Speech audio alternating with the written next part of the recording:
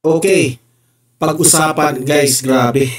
Pag-usapan natin itong latest na rally ng Alyansa raw ng Pagbabago. Itong grupo ni Marcos Jr. na mga sobrang bangag, grabe.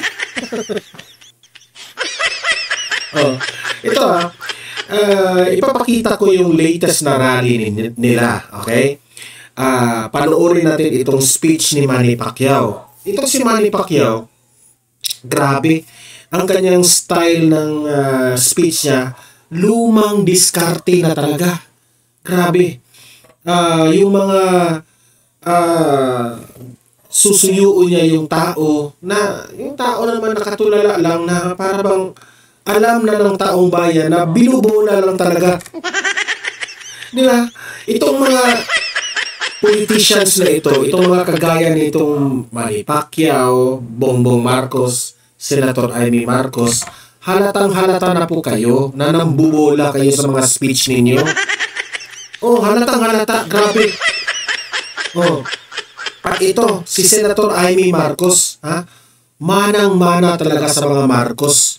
Ang galing, sobrang galing mambola ng tao. Oh, grabe, Hindi ko naman ibig sabihin ng yung pambobola ba, idaan sa biro, ganun. Nakakapansin mapansin mo talaga na sobrang hilaw, sobrang corny po itong ginawa ni Amy Marcos. Yung nagpapatawa, tapos hindi naman nakakatawa. Grabe guys. Pati si Bongbong Marcos, nakuha niya pang patawanin itong taong bayan. Diyan sa ito rally ito ng NCR. Nagpapatawa itong si Bongbong Marcos. Siya lang ang tumatawa sa sarili niyang biro. Grabe. Hindi ko lubos maisip na merong mga politicians na ganito, nagbibiro in front sa taong bayan, tapos parang cringy yung tao, no, na mga nanunood kay Bongbong Marcos. Parang kinakalibutan sila sa mga sinasabi dahil sobrang cringy yung ginagawa nila. Si Pacquiao, si Amy Marcos, pati itong si Bongbong Marcos. So ito pero bago ko ipapakita yung mga sinasabi nila, itong tatlo, tulungan niyo po muna akong i-like at i-share itong video natin. Okay? Like and share. 1, 2, 3, go! Ayan, thank you very much. And sa mga bago pa lang dito sa Don Mar TV, mag-subscribe na po kayo. Okay? Kasi kung mag-subscribe kayo, updated kayo lagi at yung cellphone niyo ma-notify kung meron tayong breaking news. Okay? Sabay-sabay muna tayong mag-subscribe sa Don Mar TV. 1, 2, 3, go! Ayan, nakasubscribe na ba lahat? Okay? Unahin muna natin itong kay Manny Pacquiao. Okay? Kung gaano po ka sobrang luma na talaga itong diskarte ni Manny Pacquiao. The classical politician. Grabe. Ito, play.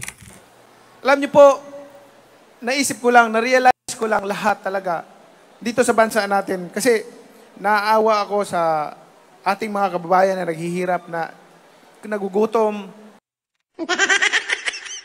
Corny. The typical politician, ba? Hindi ko nga maintindihan kung maniniwala pa ba ang taong bayan dito. Grabe. Kasi, hindi nila, kung isipin lang natin, tuwing nag-aaway ang mga leader natin, tuwing pag may nahalal, inaatake, hinihila pababa, alam nyo, hindi naman sila ang naghihirap.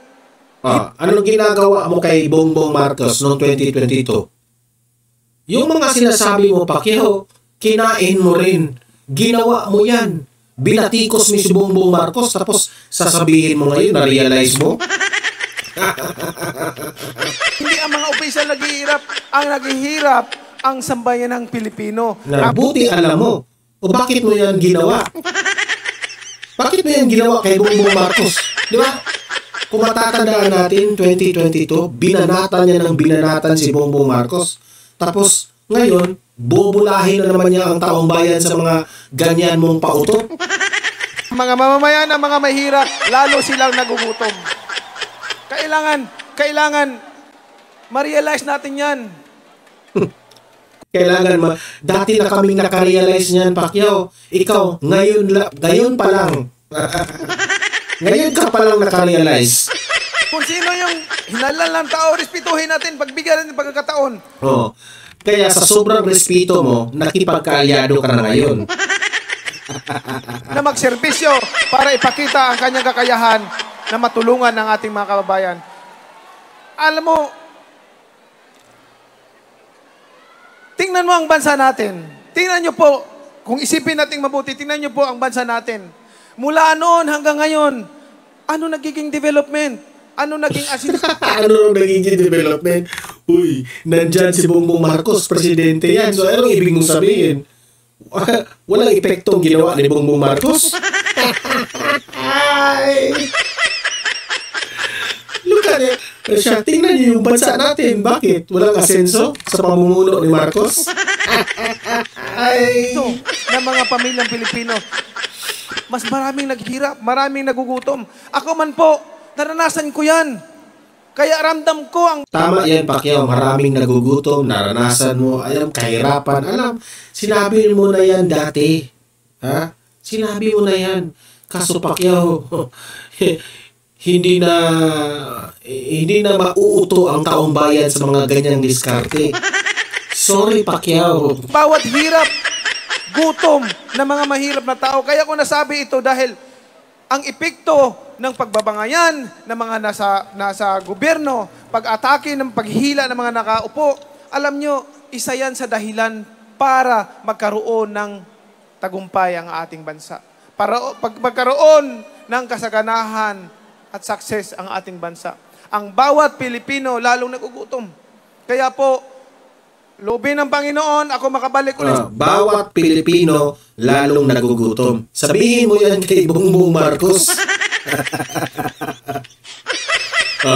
Sabihin mo kay Bongbong Marcos, siyempre, kaalyado kayo, lagi kayong magkasama dahil kayo kapartido kayo, di ba? Sabihin mo kay Bongbong Marcos yung food security niya, yung mga corrupt officials, sitahin niya. Sabihin mo yan. Sa Senado, mag-focus po ako sa panukala na magkaroon ng funding ang tinatawag nating livelihood program. Kasi sa atin po, napakarami. Alam mo, Pacquiao, ang dami ng mga politicians na nagsasabi niyan. Hindi na kami maniniwala dyan. Napakarami po sa atin na small, medium enterprises. 99% yan. At yan, palakasin mo, bagyan mo ng pundo, daming mabigyan, milyong-milyong mga Pilipino ang mabigyan ng trabaho. Ikaw, dati ka namang senador, bakit hindi mo ginawa? Di ba? Nakita ko po yan kasi umikot ako sa buong Pilipinas. Naikot ko ang buong Pilipinas. Nakita ko ang reality. Ang daming mga pamilya na walang sariling tahanan, walang hanap buhay. Maraming mga Pilipino na... Sabihin mo kay Bongbong Marcos yan. Dahil nag-promise siya, na gagawa siya ng 6 million na pabahay, di ba? 1 million per year.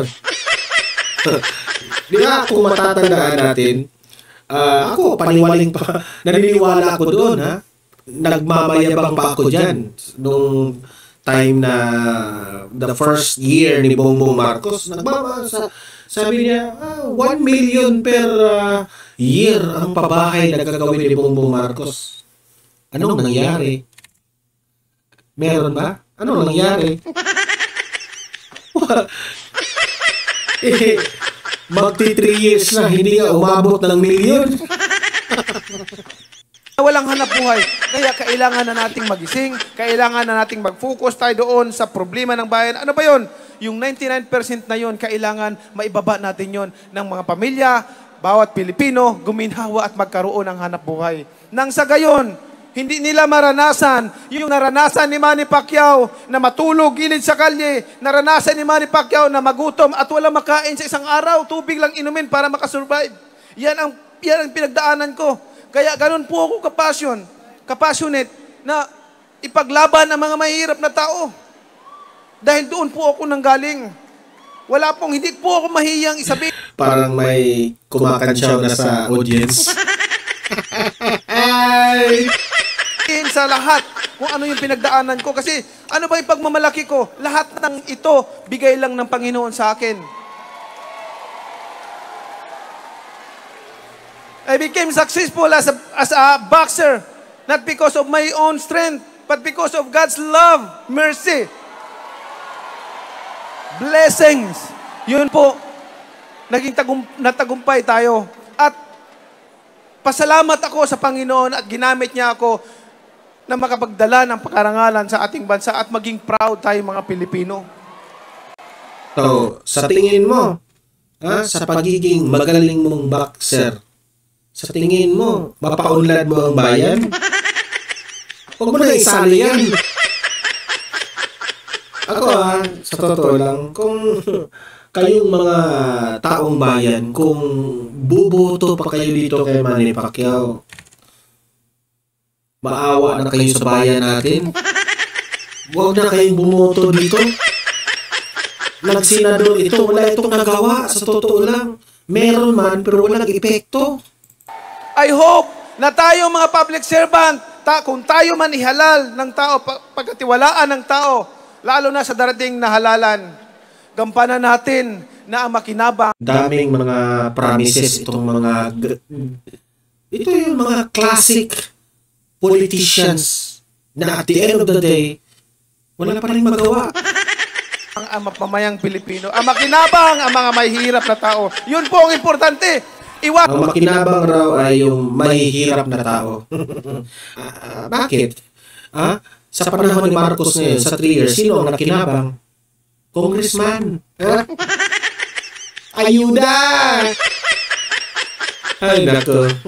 Bulahin man ni Pacquiao, kayo taong bayan, kung ayaw niyong mangyari ulit sa nangyari ngayon sa Kongreso, huwag niyong iboto ito lahat, itong mga senador na ito. Wala. Babagsak yung bansa natin dito. Sana po natin yung hilaan pababa. Kung sino yung hinalal, hilain, aatakihin. Sabihin mo yan sa sarili mo. Anong ginawa mo kay Bongbong Marcos? Hinila mo pababa noong 2022. Wala pong mangyayaring pagbabago. Lalo tayo... Anong sabi mo kay Bongbong Marcos,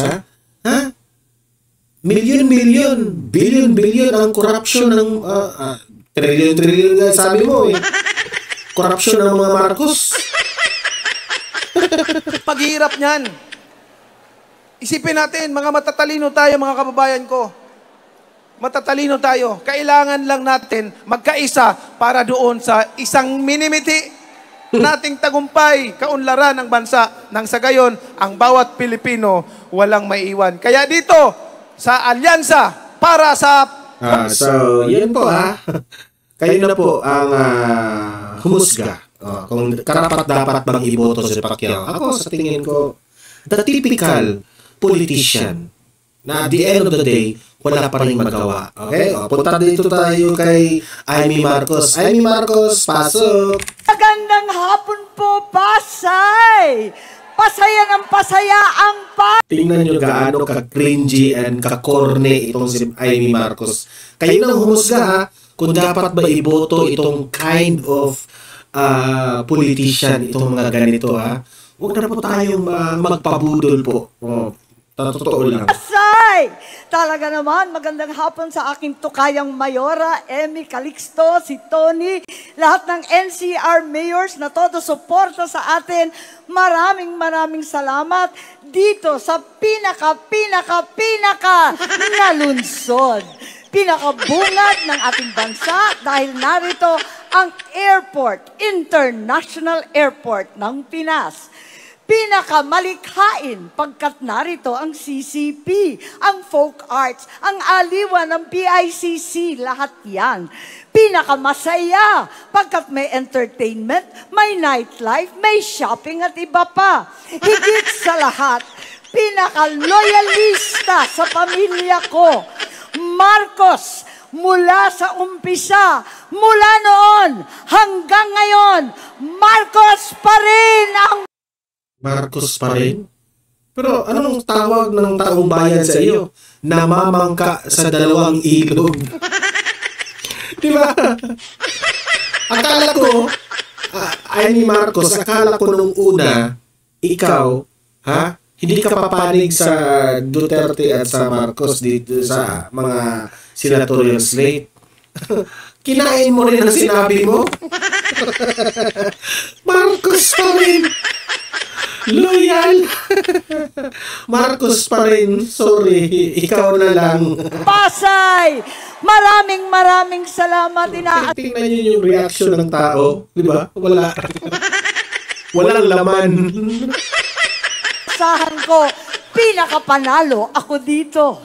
Talaga naman maraming salamat at talagang dala ko ang dalangin ng bawat pamilya ng murang bilihin, ng disenteng trabaho. Murang bilihin? Sabi ng brother mo, 20 pesos per kilo. Ngayon 70 na? Tapos murang bilihin? Ayaw na namin. At sa oras ng pangangailangan, konting tulong naman. Hindi bababa ang presyo ng bilihin dahil sa importasyon, kundi dahil nakatulong na tayo sa ating mga magsasaka sa pamimigay ng titulo, libre, walang utang. Babagsak ang presyo kung ituloy-tuloy natin yan sa abot kayang abono at mabibigyan natin ng crude. Wala na talaga to, guys. Sa totoo lang, di ko na lang alam yung mga taong nanonood dyan kung maniniwala pa sa'yo. Ito at gasolinang kayang bilhin. Ano ang gagawin sa pag-ibig na wagas kung walang pambili ng bigas? Tulong.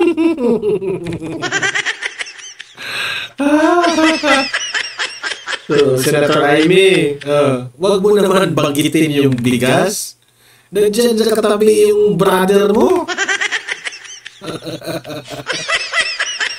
Alam mo, Senator Amy, every time mabanggit yung bigas na yan, nakatatakpo sa mga utak ng taong bayan na yung promise po ni Bongbong Marcos hindi natupad. Huwag kang magbanggit ng bigas. Huwag kang magbanggit ng bigas. Parang awa nyo na. Natin na bumagsak ang presyo ng ating minamahal sa buhay. Kaya natin yan. At sa mga minamahal nating mga anak, umpisahan natin ang pag-aaral ng engineering, ng computer, ng IT, para lahat may trabaho. Meron tayong internet racket. Nako, e-business. At sa may talino, pwede namang kumanta, maging artista, manunulat, dahil ang Pilipinas. Sa totoo lang, walang laman. Sa nakikita ko, I'm sorry this is my own opinion. Walang laman. Walang sense. Walang meaning. If you will try to observe the tune sa kanyang speech, parang nambubola. Wala talaga. Hindi mo talaga ma-feel na yung sinabi niya galing sa puso. Hindi mo talaga ma-feel. Pasensya na, Amy, Pinoy tanging malikhain, tunay na tunay. At sa oras ng kagipitan, nakita naman natin na hindi limos na barya-barya, hindi ayuda na hindi malaman kung kailan ang darating, kundi gawin na natin pantawid sa kahirapan. Naumpisahan na natin ang social pension sa mga lolo't lola.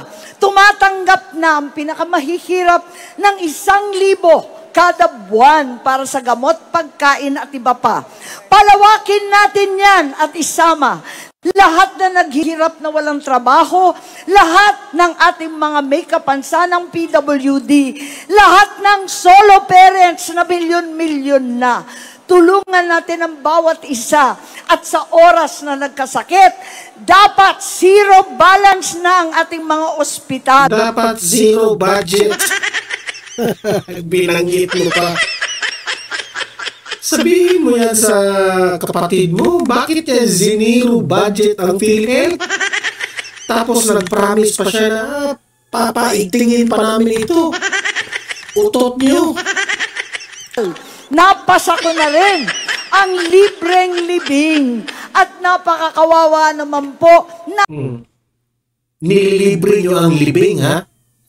Imagine, ha? Libreng libing. Nililibre niyo ang libing. Pero yung pang-hospital, zinero budget niyo? Nakakatawa naman kayo. Ha? Yun pala. Zinero budget nila ang PhilHealth. Gayon pa man, magugurgur ang taong bayan. Mamamatay ang taong bayan kasi walang pang-hospital. Walang gamot. May libreng libing. Tingnan nyo. Gaano ka... Ay, naku, itong gobyernong to. asawi na nga, nagluluksa na may problema pa kung paano babayaran ang libing. Gawin ng libre para sa mahihirap. Buti na libre. Kasi zinero budget yung PhilHealth. Magugurgur, mamamatay na taong bayan walang panggamot. Deserve natin ang mga simpleng pangarap. Hindi deserve namin. Hindi deserve na magugurgur ang tao. Ha? Sana naman yung kapatid mo, kahit man lang kaunting budget sa PhilHealth, nabigyan niya. Kaya pala, libreng-libing. My God. Bawat Pilipino. Deserve natin ang lahat na yan. Deserve natin ang the service sa Senado. Sa inyong lahat, maraming salamat. Number 39. Okay. Kayo nang humusga, ha? Kayo nang humusga. Ang korne. Ito pa. Ha? Tutulo yung dugo nyo dito. Yung dugo sa ilong. Tayo pagbigyan niyo po ako at binibilang ko lang yung aming mga kandidato dahil tinitiyak ko na kumpleto at wala pang napasabugan ng granada. Ang korne mo. Nagpatawa ka ba? Walang tumatawa. Nagpapatawa siya. Ikaw lang ang tumatawa siguro. My God. Kasi pinariringgan niya itong si former President Duterte dito, ha? Walang nasabugan. Bongbong Marcos, alam niyo sa totoo lang, ang corny niyang joke mo. Sobrang corny po. Kaya naman, wala po kayo maririnig ng mga ganyan. Yan na po ang kaibahan ng alyansa sa lahat ng mga ibang tumatakbo dito sa halalan na ito.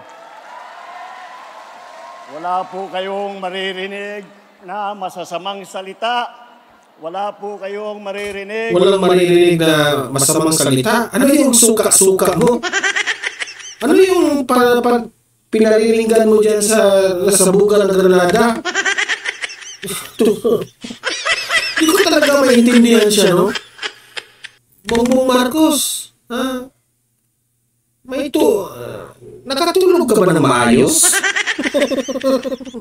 Na panakot, wala po kayong maririnig ng pagmumura.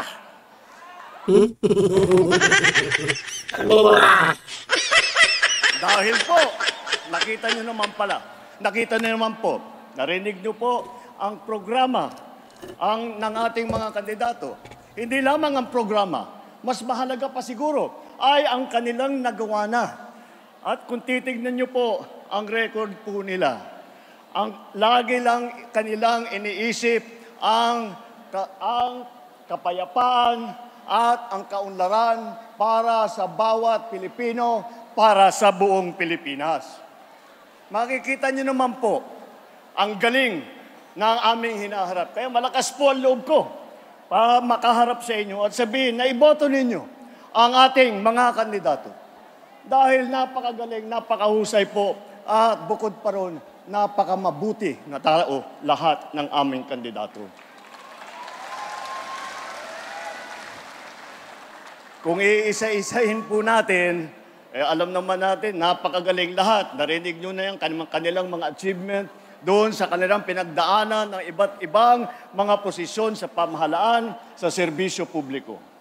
At pag pinagsama-sama natin, lahat po na ito, ng napakagaling, ay nako, talaga naman, nakakagulat at nakakatuwa na makita na meron tayong mga nagsiservisyo sa publiko na ganito ang pagmamahal sa taong bayan, ganito ang pag-aalala sa taong bayan, ganito ang pagbibigay ng tulong sa bawat Pilipino. Bago mo sabihin yan, yung mga tumatakbong senador na mga senatorial line-up mo, Bongbong Marcos, hindi pa naging senador yung iba dyan. Paano namin malaman? Paano nasabi na magaling sila?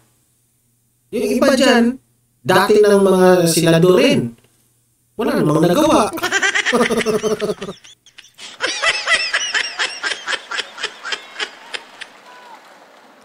Tignan po natin ang ating grupo dito. Baka hindi po nyo nabibilang. Sabihan ko sa inyo, 8 po sa kanila ay naging senador na.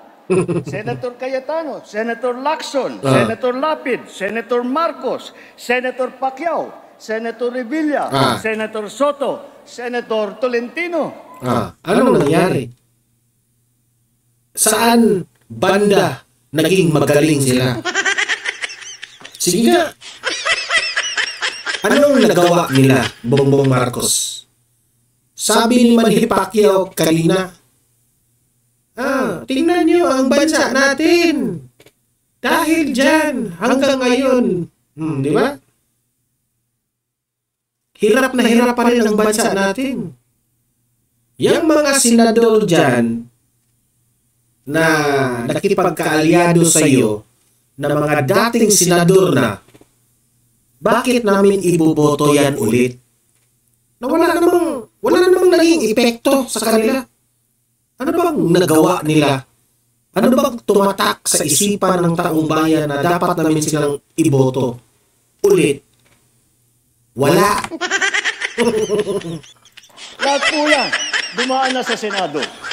Kaya naman po, pagka nailuklok na sila sa kanilang posisyon bilang senador ulit, ay makikita po natin, hindi na po sila kumakapa-kapa sa kanilang trabaho. Alam na po nila kung ano yung gagawin. Alam na po nila kung paano palulusutin ang mga kabalastugan dyan, kagaya ng Vice Cam, Blanco.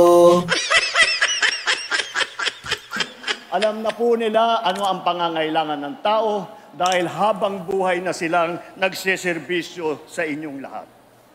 Akala ko ba bagong Pilipinas, pero yung mga senador nyo, uulitin na namin.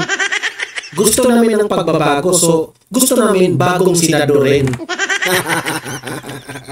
Ito naman, ang nanggaling sa House of Representatives, na naging congressman. Nandito po, naging congressman, Congressman Abalos, Congressman Binay, Congressman Cayetano, Congressman Marcos, Congressman Pacquiao, Congressman Tulfo, at Congressman Villar. Hindi na po sila bagito sa ganitong klaseng trabaho, subok na sa mababang kapuluan at sa batasan. At meron din po sa ating mga kasama rito na umupo na sa tinatawag na cabinet. Ano ba yun? Bakit pinakita pa yung mukha niya? No? Parang hindi siya sang-ayon sa sinabi ni Bongbong Marcos. Ang posisyon, ibig sabihin, katumbas ng isang sekretary ng ating nakalihim ng isang departamento. Andyan po ang naging sekretary ng DILG, si Secretary Abalos, na napakaganda ang naging performance niya. Andyan din po at naging Secretary Tulfo. Maganda raw yung performance ni Abalos. Are you sure? Are you sure? Ng DSWD. At napakita sa atin. Kaya po, napakaganda po ng reputasyon ngayon sa buong mundo ng Pilipinas dahil tayo po ay matulungin sa ating mga kababayan. Siya po, sa administrasyong ito, siya po ang nagsimula niyan. Kasama din natin po si Senator Ping Lacson. Si Senator Ping Lacson ang namuno ng Yolanda Rehabilitation Commission. At siya po ay ang nagbigay ng tulong at nagdala ng lahat ng pangangailangan ng mga naging biktima, yung mga nasalanta ng bagyong Yolanda. At kasama na rin natin si Senator Tolentino na dumaan din po sa MMDA na makita naman ninyo. At dahil napakahirap po na trabaho yan, kagaya ng nabanggit ni Mayor Benhor, ni Secretary Benhor, sinabi nga niya, ang kanyang tinutulungan pag MMDA ka ay lahat ng mga mayor, lahat ng mga iba't ibang lungsod, lahat ng iba't ibang bayan na nasasama sa Metro Manila. Kaya po, ngunit yung mahirap na trabaho yan ay nagawa na at maganda ulit ang kanyang performance. Alam nila ang gobyerno, kabisado nila mula sa matataas na posisyon at hindi na sila nagdadada. Na basta daldal ng daldal, gawa lang sila ng gawa. Trabaho lang sila ng trabaho. They will stand in the Senate, not to oppose, but to propose. Ibig sabihin, wala silang hinahangad na panggulo. Wala silang iniisip na pagwatak-watakin ang Pilipinas. Wala silang iniisip kung hindi ang pagkakaisa para sa kabubuti ng ating bansa. Sa tingin nyo, maniniwala kami?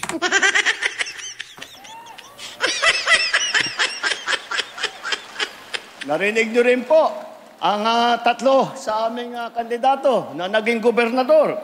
Andyan po ay yung aking kapatid, naging gobernador ng lungsod namin sa Ilocos Norte. At nandyan din po ang Governor Lito Lapid ng Pampanga. At ang napakalaking probinsya ay hinawakan din po ni Governor Bong Revilla.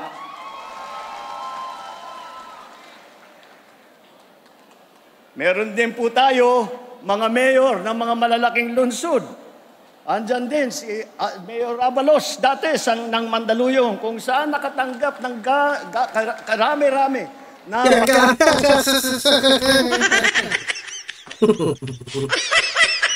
Alam mo, Bongbong Marcos, nagbabasa ka na lang. Ha? Utal-utal ka pa. Nagbabasa ka na nga. Pagkakakilala sa magandang pangyayari sa Mandaluyong. Nandiyan naman si Mayor Abby Binay na maraming dalampala galing sa Makati. At siya po ay humawak ng Makati, yung pinakamayaman na lungsod sa buong Pilipinas. Alam niyo po, kung akakalain po ninyo na dahil maraming pera, maraming pondo, ang isang lungsod ay madali ang trabaho. Hindi po. Mas nagiging mahirap ang trabaho dahil sa dami ng kailangan gawin at sa dami ng kanilang mga iniisip na inisyatibo pampaganda ulit ng buhay ng bawat Pilipino. Andyan din po ang si Senator Tolentino na naging mayor naman ng Tagaytay. At huwag natin makakalimutan na alam nyo po, baka hindi nyo po alam, na ang unang Senator Soto ay si Senator Vicente Soto na galing naman sa Cebu. At hindi lamang yun, si Senator Soto rin ay dumaan din sa LGU, dumaan din sa local government. Ay vice mayor naman siya ng Quezon City. Kaya makikita ninyo, napakalawak na ang kanilang karanasan, napakalalim na ang kanilang dedikasyon sa trabaho ng pagseserbisyo sa publiko. Hindi po natin kinakalimutan ang ating mga kababaihan. Dahil apat po sa ating mga kandidato apat po sa kanila ay babae. Hindi lamang po na pangkaraniwan ng babae. Matagal ko na pong kilala silang lahat. Ang titibay nitong mga ito, akala mo sa tapang nila parang mga sundalo. Kaya maaasahan ninyo. Galing mang bola. Di ba? The typical politician. Galing talagang mambobola. Oh. Ako, pagsabihan ko kayo taong bayan, huwag kayong madala sa mga ganyang diskarte. Yung mga mabulaklak na speech, huwag kayong magpadala dyan. Na ipagtatanggol nila ang karapatan ng mga kababaihan at maririnig ang boses ng kababaihan sa Senado. Kung sa pambabatas naman, apat po sa kanila ay abogado. Ang abogado po, nandito si Benhur Abalos, si Abby Binay, si Pia Cayetano, si Tol Tolentino. Puro po magagaling na abogado, sanay sumulat ng magagandang batas na hindi na kailangan pag-aralan ang mga bagong pangangailangan, ngunit alam na nila dahil nasubukan na nila at nadaanan na nila. At parang nakalimutan pa niya.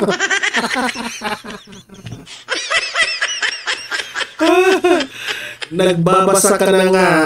Di mo pa alam iniisip mo, ha? Problema lamang, pag nasa mga pagsama-sama ng mga abogado, alam mo naman, magkasama po lahat yan. At laging magandang usapan. Hanggat napunta ang usapan na nagtatalo sila kung sino yung pinakamagaling na abogado. Yun lang naman ang problema. At sa panggagaling sa iba't ibang lugar ng Pilipinas, tignan po natin kung saan sila po nanggaling. Unahin po natin si Senator Manny Pacquiao ng Bukidnon, Sarangani at Jensan. At si Erwin Tulfo naman na Dabawenyo ay siya'y lumaki. Parang nagalit si Pacquiao. Sa Davao Oriental at sa Sulu, kung saan na destino ang kanyang ama na naging bayani ng Pilipinas. Alam niyo, sa totoo lang, kung tinignan ko yung mga senatorial slate ni Bongbong Marcos, yung mukha nila, parang hindi nila nagugustuhan yung sinabi ni Bongbong. Yan ang nakikita ko, ha? Parang sila yung nahihiya sa pambobola nito. Ay, ang ibig kong sabihin sa yung pambobola, yung pang sinuyo-suyo yung tao ba? Yun ang ibig kong sabihin dyan. Ang nanay naman namin ni Amy ay, alam nyo naman siguro, si Imelda, 100% waray po. At kailangan nilang banggitin yung mga lugar-lugar. Diba? Strategy nila yan para kung mabanggit yung lugar, akala siguro nila, iboboto sila. Alam natin, baka hindi nyo po nalalaman na ang mga ninuno ni Camille Villar, sila po ay nanggaling sa Iloilo, mga Ilonggo po. Mga kababayan, malinaw po sa kanilang pagtalumpati at sa kanilang mga pinapanalangin para sa ating bansa na kung ano ang direksyon ng alyansa. Ito ay ang kaunlaran. Hindi pag-aaway-away, hindi ang pag-aapi. Ang kailangan po natin ay mag-unlad. Hindi pag-aapi pero una kang bumanat sa PDP.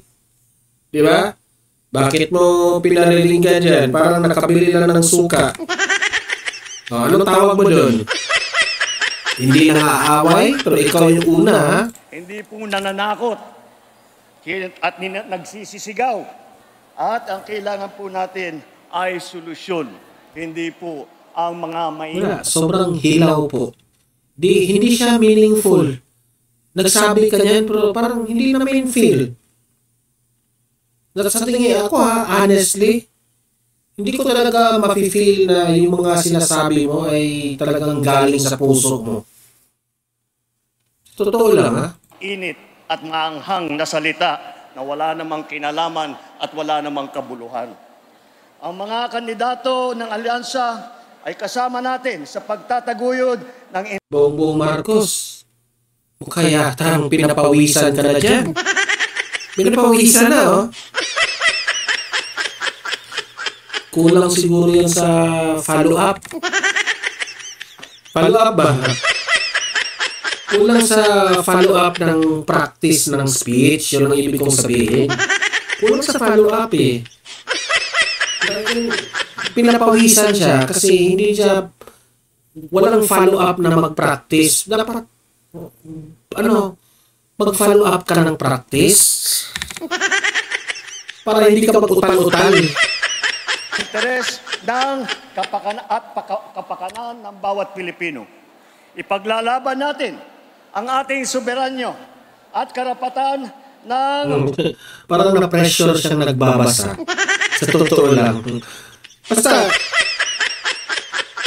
magbabasa ka na hindi mo isinapuso yung sinasabi mo, papawisan ka talaga. Yan totoo. Sa pamamagitan ng diplomasya at dignidad. Hindi natin isusuko ni isang pulgada ng ating teritoryo at hindi tayo kailangan sumunod sa kahit na sinong mga dayuhan na kahit na pang sabihin nila. Tayo po. Nakalimutan. Bakit ka hihinto? Pumalakpak na yung tao, hihinto ka. Nawawala yung momentum. May ganap na karapatan at dapat makinabang sa yaman ng ating sariling bayan. Sa laban kontra naman sa krimen at droga, hindi natin kailangan dumaan sa madugong solusyon. Wala kaming paniniwala. Yan ka mali. Kaya ngayon nagsulputan na naman ang mga jadik dahil hindi na sila natatakot sa administrasyon mo. Kaya ngayon, ang kawawa, itong mga inosenteng bata, pamilya. Binibibi nyo yung mga jadik na yan. Na ang solusyon ay kailangan pumatay ng libong-libong Pilipino. May tamang paraan para tiyakin ang kapayapaan at kaayusan. At yun ay sa pamamagitan ng mga maayos na batas, epektibong pagpapatupad ng mga malalakas na suporta sa ating mga pulis at lokal na pamahalaan. Sa ekonomiya naman at sa trabaho, hindi natin kailangan umasa sa iligal na mga industriya tulad ng Pogo na naging pugad ng krimen at karahasan. Ang solusyon po ay tunay na trabaho, disenteng sweldo at suporta sa maliliit at sa mga nangangailangan. Sa totoo lang, no? Stop na natin yan kasi end na yun eh. Sa totoo lang, I remember former President Duterte said si Bongbong Marcos ay hindi marunong. Dito na marunong. Kaya nga, sabi ko, naging presidente siya sa Pilipinas pero hindi siya marunong talaga. Meron man siguro, pero if you will compare kay Tatay Digong, sobrang layo po. Sobrang layo. Ayun ako. So, kayo na po humusga. Mag-comment, mag-react po kayo anong masasabi nyo dito sa mga kandidato na ito. Okay? So, like and share this video guys and subscribe sa Donmar TV. Okay? Meron tayong pangalawang channel, Donmar TV, Balitang Totoo. Subscribe rin kayo doon. Nag-a-upload tayo doon ng mga videos, updates, balita na hindi po natin ina-upload dito sa main channel natin. Okay? So, see you in my next video. See you in my next live. Have a great day. Have a great night. God bless po sa ating lahat. Mabuhay ang Pilipinas. Bye-bye.